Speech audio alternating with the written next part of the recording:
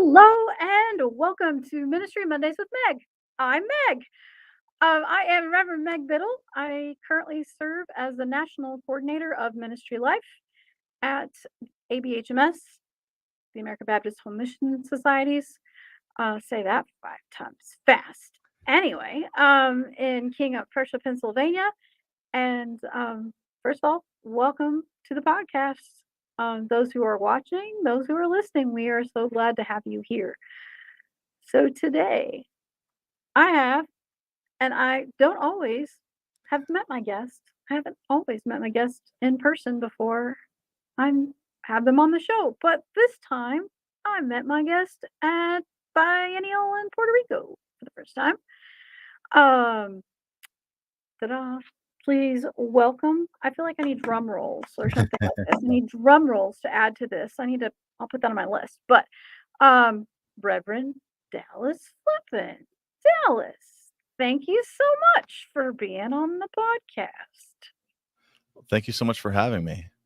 I did. I got to actually we could play like 50 degrees of Kevin Bacon or 5 degrees of Kevin Bacon because you really don't need, but the Baptist version. So Brittany that works at my office that is married to Evan that you're friends with, I guess the Duncans, and Evan is known as Mr. Brittany to me. You guys went to seminary and that's how I got your name, I believe. Yeah, I went to undergrad at the University of Mary Hardin Baylor with them, and I had completely forgotten at the biennial, Brittany was introducing me as someone who had helped her survive her Greek course because I supplemental instructed Greek after taking it in my undergrad. And so She it told was me a the fun same thing trip this back morning. down memory lane. She told me the same thing this morning. She said he's the only reason I passed Greek class. We all have somebody like that in our lives, hopefully, that helps us pass Greek class. I know I did.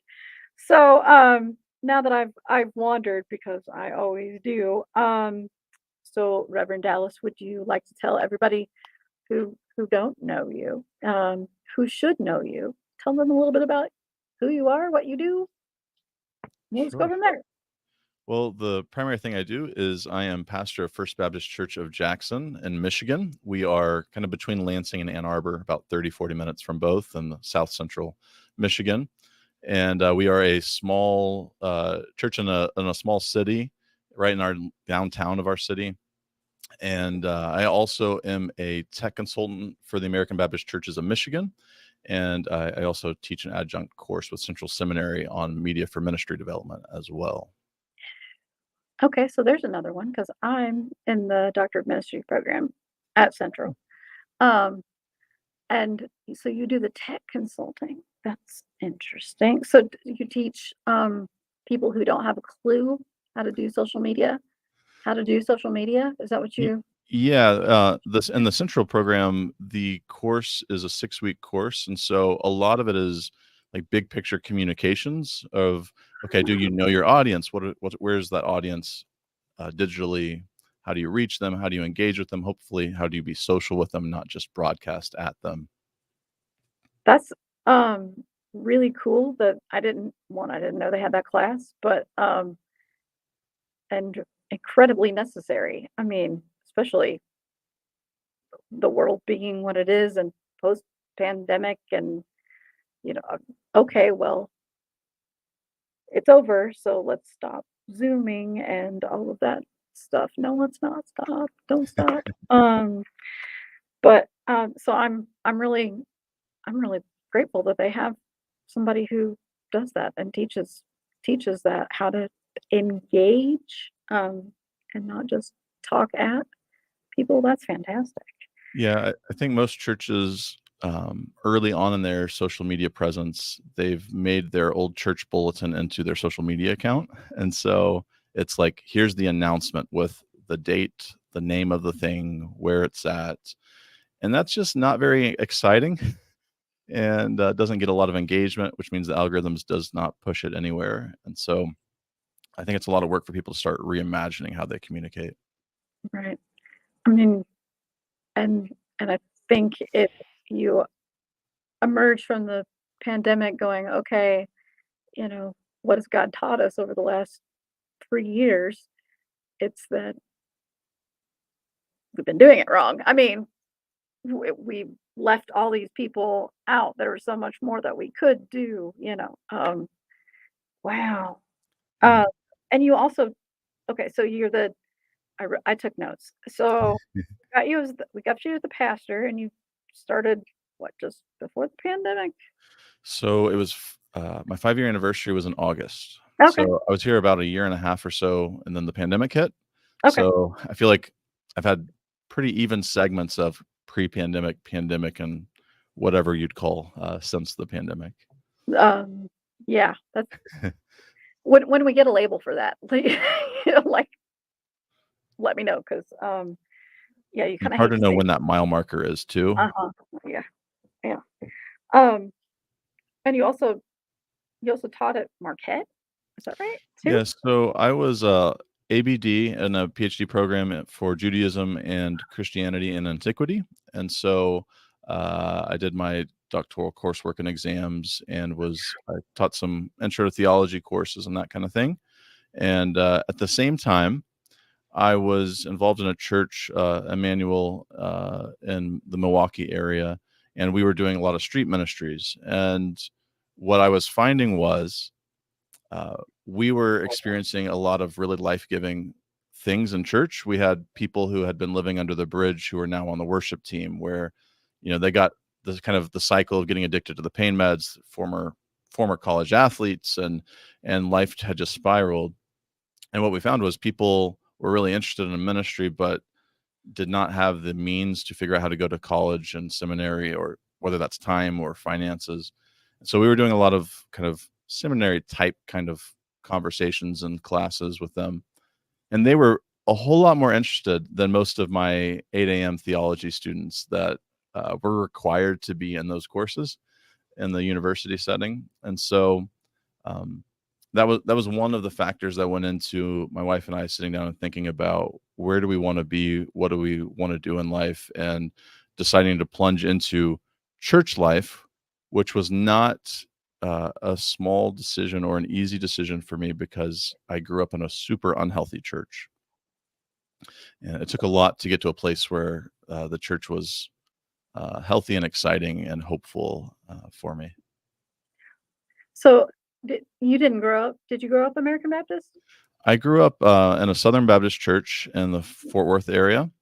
Okay. Um, our church went from a 300 seat sanctuary to a 3,000 seat sanctuary. And in that same year, it came out that the pastor had had affairs with multiple women he was supposed to be counseling. He was a trustee of a seminary in the Fort Worth area. Um, and so that devastated families. I went to a private school attached to that church. It really kind of shook a lot of Oh, life. yeah.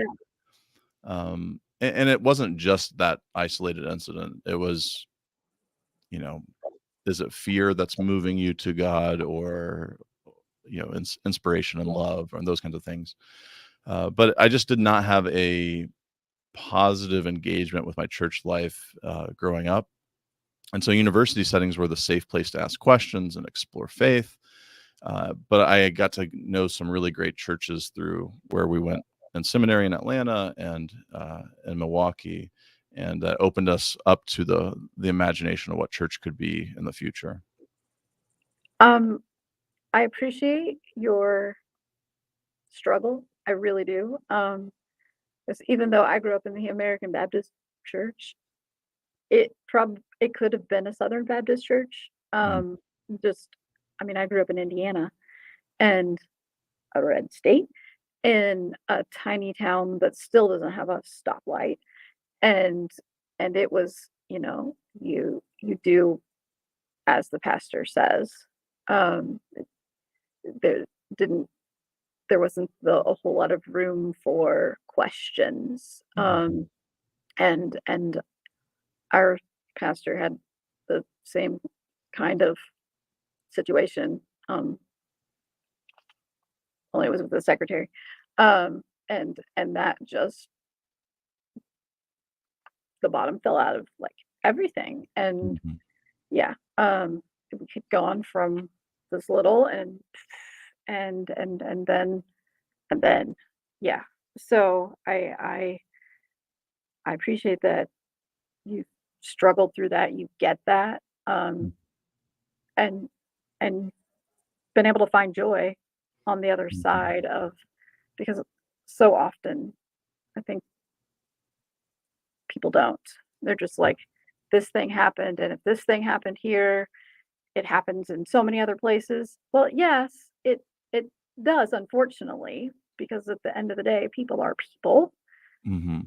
But to be able to go, but there's still God's grace and mercy and love and and you can find ways to overcome that and reclaim the joy that is in church. So I very much appreciate people like you who say, "This is where I've been. I get this, but this is where I am now." Yeah. Mhm.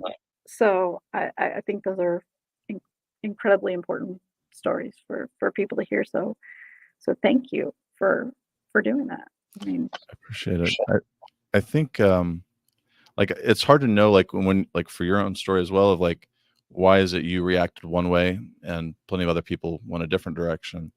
yeah. And, uh, like, for me, the same year that that all happened at my church, my dad died of colon cancer when I was 9, and so it uh, God and I had a journey, and I found that God was okay if I was angry with God or frustrated or depressed, and so, like, we learned to wrestle, and I think we got stronger through wrestling, Mhm. and I know that other people chose to leave or abandon or give up, and so I do have uh, a special emphasis on allowing people the space to wrestle and ask questions, and it's okay, and God's big enough, God can handle that.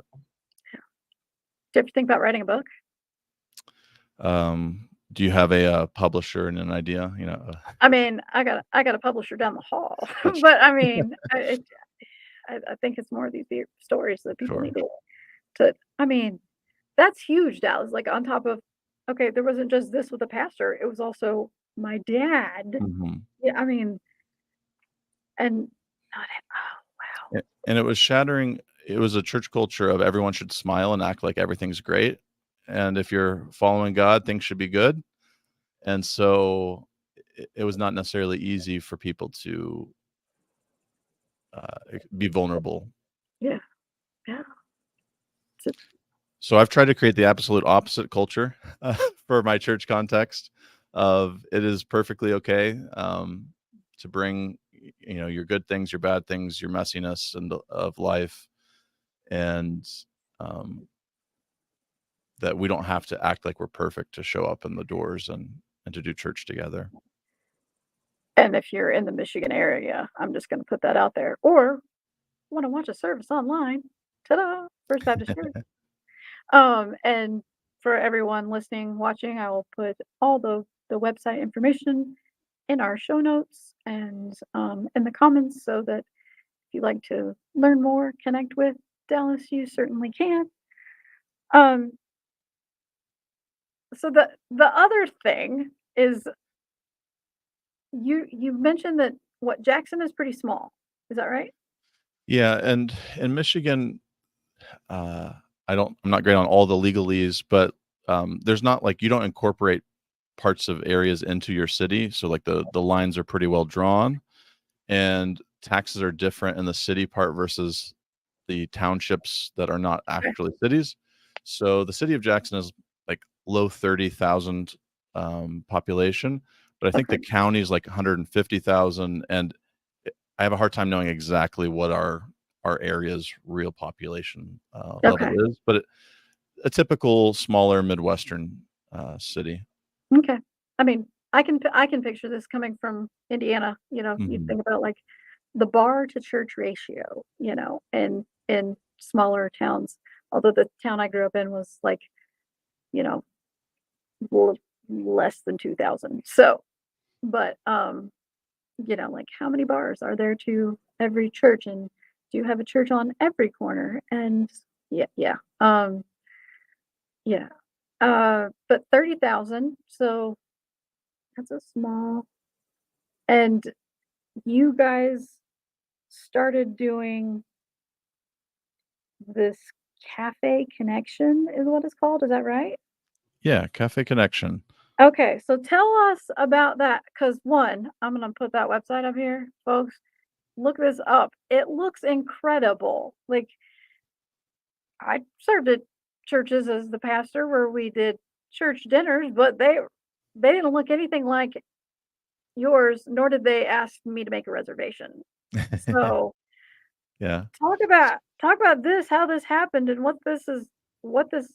Talk about this. sure.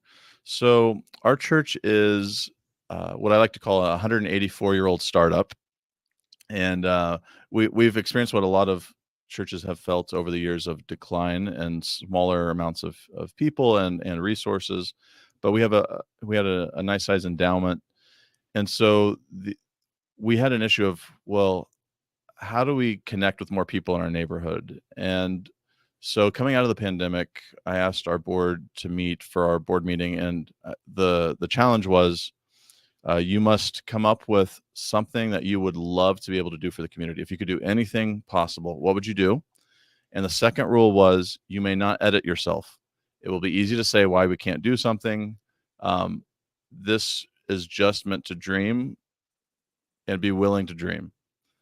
And so we got together, and Logan, who's been our director for the cafe, he told us about a church that he had seen online, and I didn't know at the time, but it was 5 years earlier that he had seen online that did this Thanksgiving service where it was done like a restaurant, where everybody from the community was welcome, and it's particularly towards people that the financial access for Thanksgiving would be a challenge, and so they had servers and like wait staff, and they served their community Thanksgiving.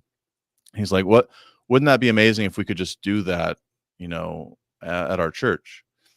And so as we were exploring and playing with the idea of that, what we really wanted to focus on was that the main goal was to treat everybody with dignity and respect. And that there's plenty of ways to feed people, but not everybody receives the respect that they deserve.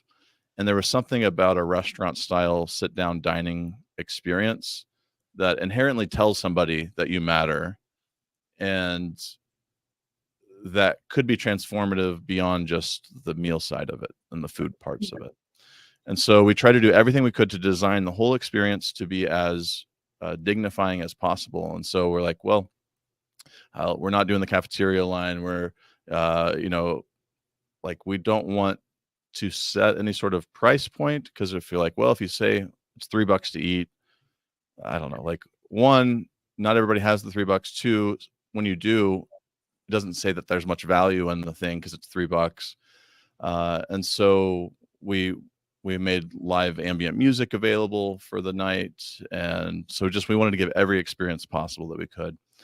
And once the editing brains turned on and people wanted to know, okay, that would be wonderful, but how on earth do we do this? How often do we do this? And I think some people were hopeful of, well, maybe we could do this once a month because that would be doable. Because behind the scenes, we would have 25 people at a Sunday morning service coming out of the pandemic, and we were going to need 15 to 20 volunteers to make the cafe happen. And they're like, there's just no way we're going to be able to do this regularly. And so what we did was we challenged our folks with, because of two things. If it's hard to know when we're open, our guests won't know when we're open. And so regularly knowing every single Wednesday night from 4:30 to 7 we're open makes that easier on guests. And the second part was, if we know what we're doing is meaningful, and it's going to be hard to make this work on our own, you will ask friends and family and coworkers because you think it matters. And suddenly people that, like, I don't know how to talk about my faith, but like when you're doing something really amazing for people, suddenly everybody's able to open up and share. And so now we've been able to see, someone brought a friend, and now that friend's bringing their family member, and to see that kind of growth of the volunteering network. And so it's just been a really beautiful thing to see grow and emerge over these. It'll be 2 years at the end of October, and Logan's been amazing for giving us direction and helping figure out all of the like food orderings. And when the city wanted to know things about, like, we had to switch out ceiling tiles and, all the little things to Yeah. make it more food friendly. It's been quite a journey, but has been amazing to see the guests come in and on first time experience of it be really amazed at, they were assuming it, is this really just a soup kitchen? Mm. And to see how happy and excited they are has been wonderful. To hear stories about people who said they hadn't gone out to eat together in over a decade. To see people book their birthday dinners with us again, like that's not something we imagined at, when we opened it. And it's just been filled with so many beautiful stories of guests and volunteers, and it's just been life giving to our guests, but also to the volunteers as well. So how many people do you feed on average then? So when we launched, we always like to joke with our director Logan that he was like, if we just had 25 guests every week, that would feel good. And we knew that was probably a low ballpark guess. Our first 3 months we averaged in the mid 60s, and then the first full year it was in the 80s. This year it's been averaging over 100, and then the last 4, 5, 6 months has been 120 plus guests a night. And we had 2 weeks in a row in the last month where we had record highs each week, where we had 148, 150 guests. And it keeps stretching us in good ways. And God has been really good that we've had enough volunteers to be able to handle, like, 150 sit down dining guests is quite an operation. And you guys are funding this all through your endowment? Is that what you're doing? So the church was willing to take a loss no matter what it was going to be. Of we're like, we have some money, we would rather celebrate and make a difference for our community than the slow trickle down decline and closing eventually if you just never changed. And so they were willing to say, okay, we will fund what we need to fund. But we think that what we're doing is meaningful enough that we will find other avenues to fund this as well. And it'll eventually be able to be sustainable.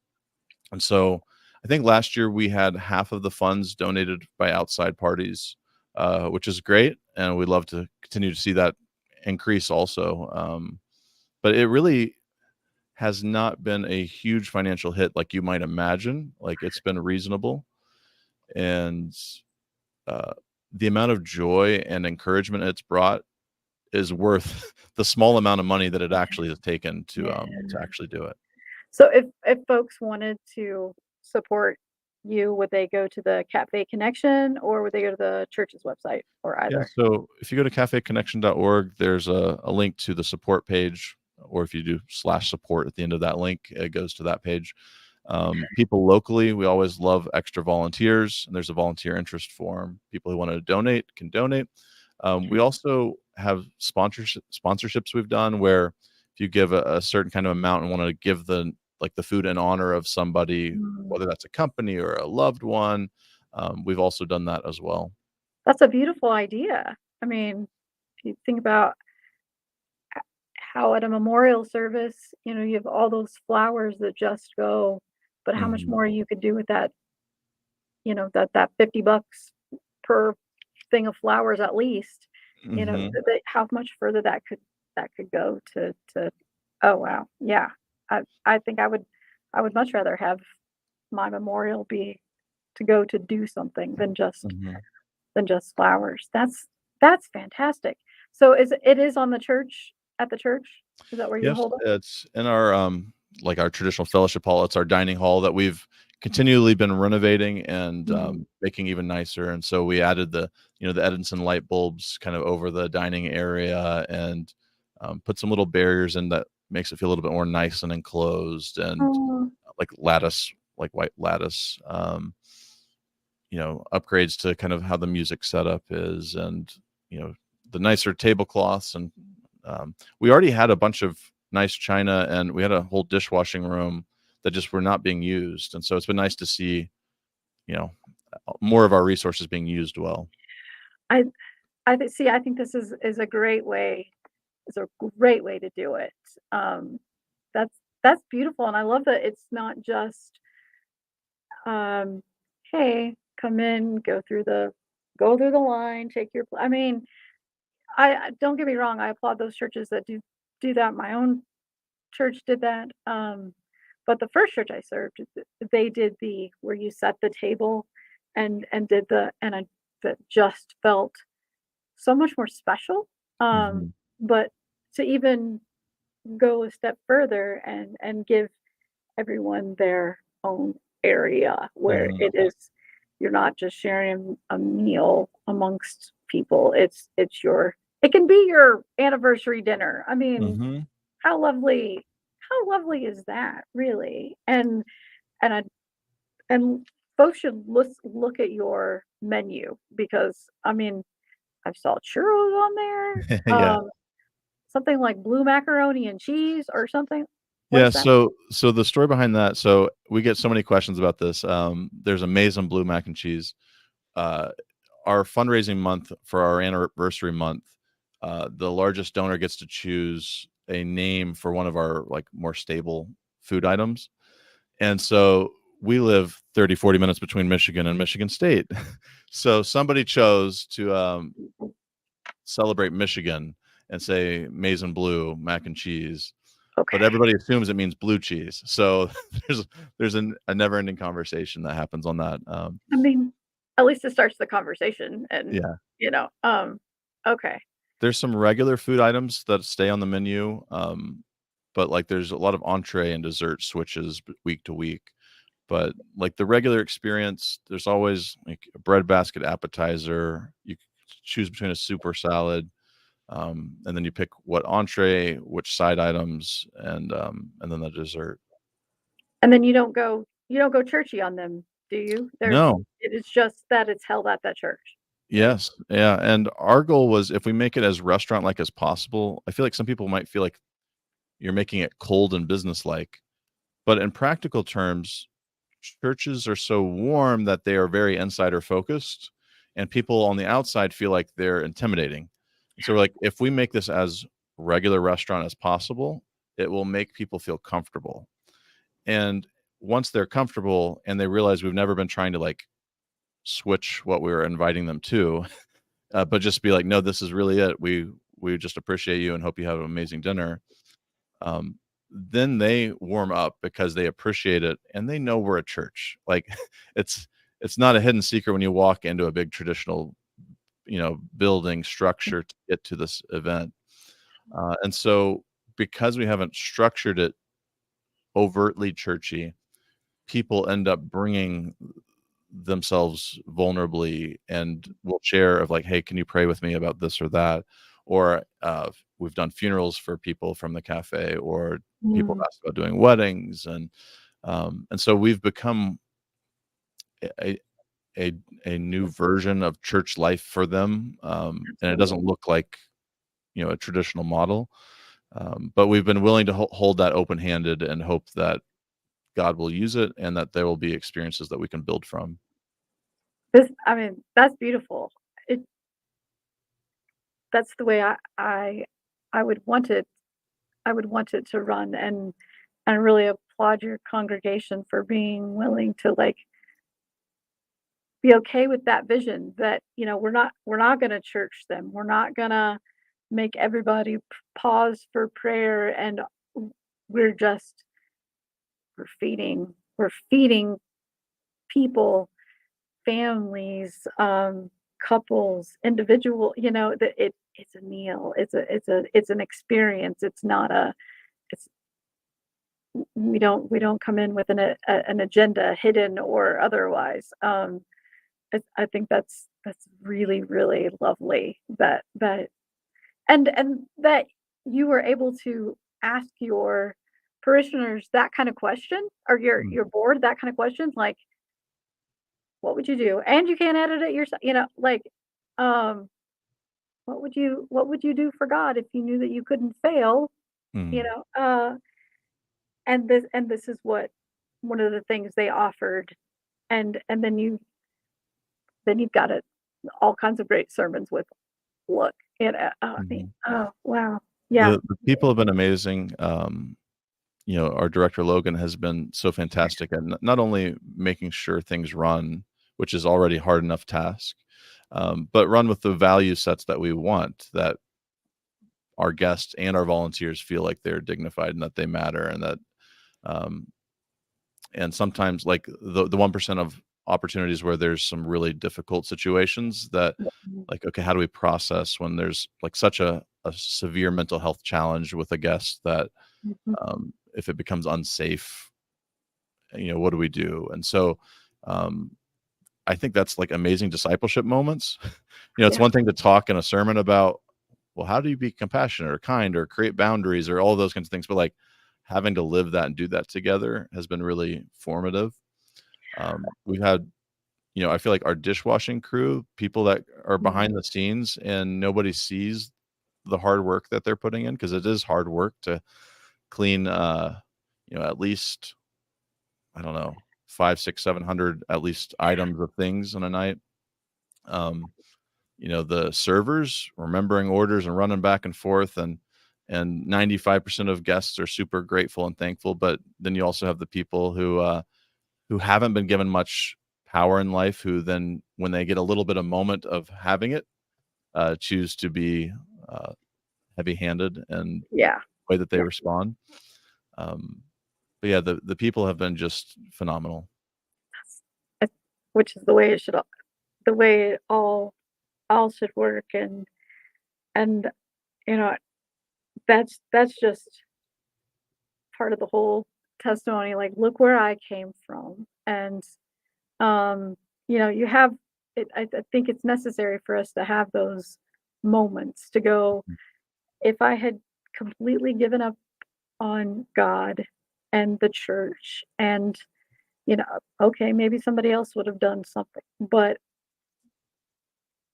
it wouldn't have been this," and, to go, "Yeah, you can heal, uh, you can start a new relationship, you can find a new way, and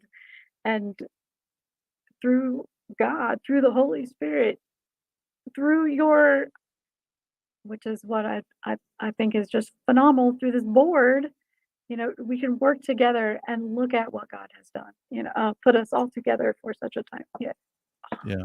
Yeah. And I wonder how many amazing ideas have gone unsaid. When Logan had shared that he had thought about it for 5 years, but never thought it was possible, of like, how many people feel like change can't happen in their church communities, and they've never seen something take off, and they just give up hoping, and so they just let the ideas die on the vine, and don't even imagine that it could be possible. And so I wonder how many of our churches might have some amazing ideas that just no one imagines as possible. Yeah. Yeah, you're absolutely right. Um, wow. I might use that in a sermon, is that okay? Yeah. I'm gonna preach in a couple of weeks, and, and I can even connect that with Moses. I mean, you Mhm. can you can connect it with anybody, but, I mean, really, how how many thousands, millions, maybe the church wouldn't be what the church is now Mhm. if we had the courage to speak up and go, "Hey, I've got an idea," and our churches were a place where we wouldn't automatically go, "We've got budget issues," or "We've got a lot of old people," or, Mhm. "No, let's hear it. Let's hear the whole," like you said, you can't why this won't work. Mhm. Like that's the kicker in your story is like, I want your ideas, but you're not allowed to say this isn't going to work Mhm. because we're great at that. I mean, 'Cause we do that to ourselves, but if we're worried someone else is gonna cut down the idea too, like, all of that combined just gets to be too much. yeah, yeah, and I I just applaud you and your congregation and the courage that people like Logan have Mhm. to go. I've been sitting on this for 5 years, and I'm so glad that I have the opportunity to go, here it is, folks, and you're like, okay, let's do this. And when you see the passion somebody has for an idea, that that also helps encourage other people around them to, okay, we can do this. Um, when you when you're just kind of spitballing some ideas and it doesn't really have a hold on your heart, Mhm. y- it's just going to kind of fizzle because no one's got that like we're going to make this happen. Um, but I feel like empowering people who have a passion and a vision and an idea can go a long way. And functionally, what it's done for our community is like hospitality has become a sacred act, and of course it should be, but we don't often think of it that way. We think of it more of just like a nicety, Yeah. but there's so many biblical stories about the importance of hospitality. But our community now every week is filled with people who are economically in different kinds of situations, who are racially diverse, who are educationally diverse, who have voted in different ways, and like all of that makes our community fuller. And there's more things possible. We can talk about more issues like organically. She's like, well, does this sermon have anything to do with us as a church? And you're like, well, we have a wider net of a community now, and Yeah. there's more issues that are felt every week within our walls. I'm glad you brought that up because that was one of my questions was like, how has this changed the community? Has it, I mean, you said a greater hospitality. I mean, how's this changed your church? Have they found themselves braver now? Mm. Like, okay, Logan did this thing. Logan brought this up. We're doing this thing. This thing is working.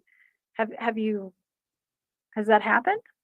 Yeah, I think like there's something mood wise that changes when there's something life giving happening.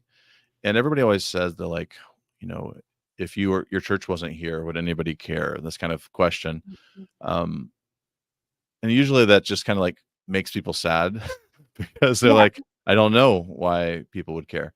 Um, but like this has been the thing that we're like that we know this is meaningful to a lot of people, including ourselves, and we don't want this thing to end. And because of that, we're very motivated to find more support, to find, to invite more people and all of that. And so I feel like there's just a different mood and tenor to the way people interact and imagine and hope. And, there has been some Sunday morning, there's some folks who come on Sunday mornings that wouldn't have otherwise and have come since we've started all of that. But we don't like to talk about that a whole lot because I feel like if the metric of if the cafe is working well is if people come to Sunday morning worship, then what you're telling people is Sunday morning worship is what matters most. And the other thing doesn't matter, that it's just like a on-ramp or a stepping stone. And I feel like we have to continually learn that what we're doing Wednesday is its own sacred moment. yeah, And there are people that go to other churches that have dinner with us, and we get to just enjoy their presence and bless them, and they bless us. And there are some people who maybe are afraid of church or burnt out on church or all of those things. Then maybe they do worship again in some time in their life, but it doesn't necessarily mean it'll be with us. Might be in 5 years or 10 years or some other moment where they feel they've had some safe experiences that they can imagine church for themselves, but that doesn't necessarily mean it's gonna be every Sunday, at 10 yeah. AM in our church. And I'm so glad that you said that was not the goal, that it wasn't a, "Okay, if we, then we," kind of kind of thing, 'cause, so often that's the expectation. Well, if we're going to spend all this money and time and effort doing this cafe thing, that means that people are gonna start coming to church, right? Mhm, Well, no, and if they don't, that's okay. We're still gonna serve them and nothing's gonna change. We're just going to be grateful that they come and that we get to be mhm. um hospitable and share a meal with them. I'm so glad that um I'm so glad that you're providing a different experience, for your parishioners than you and I, um, you and I and many others like us had growing up, so that people can see the potential what the church can be, and that it doesn't always have to look like, you know, this person said this, and it can only be this way, and it can only be in the pews, and it can only be, yeah.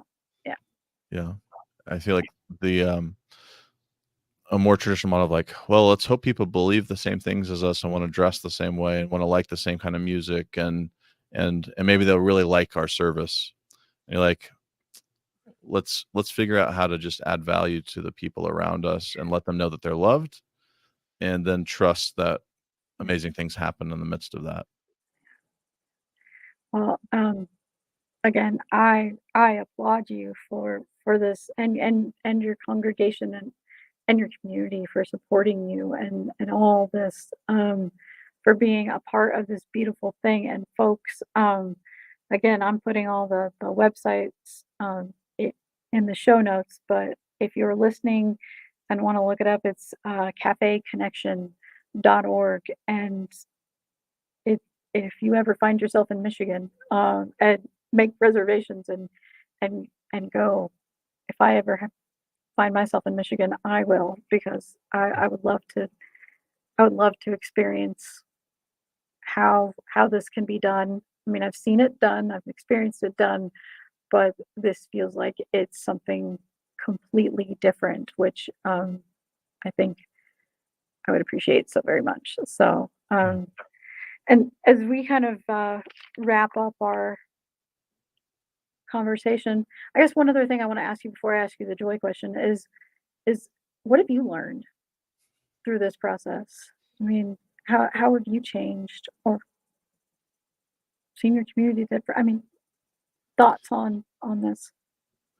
Yeah, I think it's something that I was already experiencing in Milwaukee when, like, we were serving people on the streets, and people find passion in life when they see meaningful things happen, Mhm, and let's do as many meaningful things and then recap and articulate what's just happened.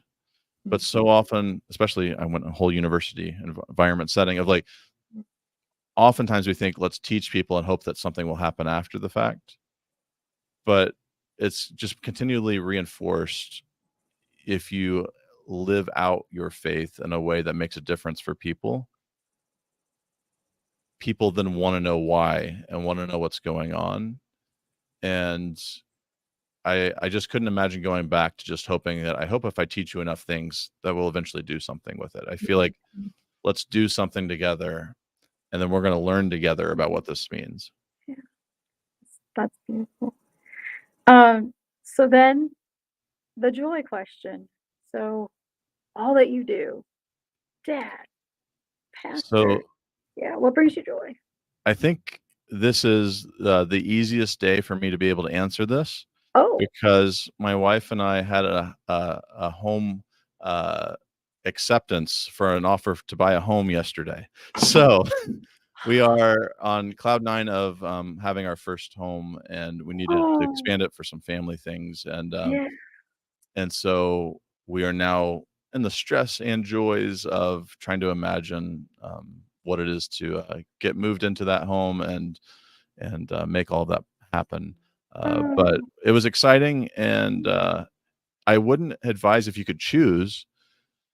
The seller of the house had a 10 a.m. deadline on Sunday morning for final offers because it was we had a couple of people that were right. bidding, and there's an extra stress as a pastor to have like at any moment on Sunday morning, you might get a text that says you bought a house or you don't get to buy the house that you really want. So Right. Like there's that be I would have to like go give my phone to my husband so that I didn't because otherwise I'm gonna yeah, I yeah, would.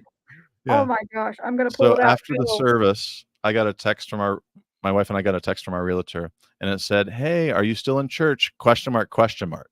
And I knew right then that you would never add 2 question marks for bad news. Right. So that's how I interpreted it, and so So we then found out the news, and then we got to share the news with our daughters because they didn't know we were looking for places. We didn't want their hopes up, Oh, right, right. and so then we got to see their really exciting reactions, and we're gonna go Oh, show them the place later today. So that's oh. definitely what's bringing us joy today.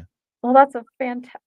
See, that's what's great is you never know what kinda answer you're gonna get, and in 52 episodes, they've never been the same. Even when they're kind of the same, they're never the same. But this is a brand new one. I mean, yeah, so congratulations on Thank having you. you guys. Um, and again, I'm grateful for you and the folks, in Jackson, Michigan, um, who are doing this work. And folks, check out Reverend Dallas Flippin. Um, all the interwebs and all that stuff. You can go look him up, watch the service online, support him, you know, prayerfully support. We appreciate that too. Mhm. And we're just grateful for our audience, for everybody watching, listening, who's a part of this journey. You can find Ministry Mondays with Meg. We're on YouTube, Spotify, Apple Podcasts. Just Google us. But make sure you put the with Meg. So Ministry Mondays with Meg, because there are other people who have Ministry Mondays apparently, but they're not with Meg. So um and like I said, I'm grateful for all those who have been a part of this crazy thing that I love doing, and just getting to share other people's ministry. So we thank you all for watching, and we'll see you next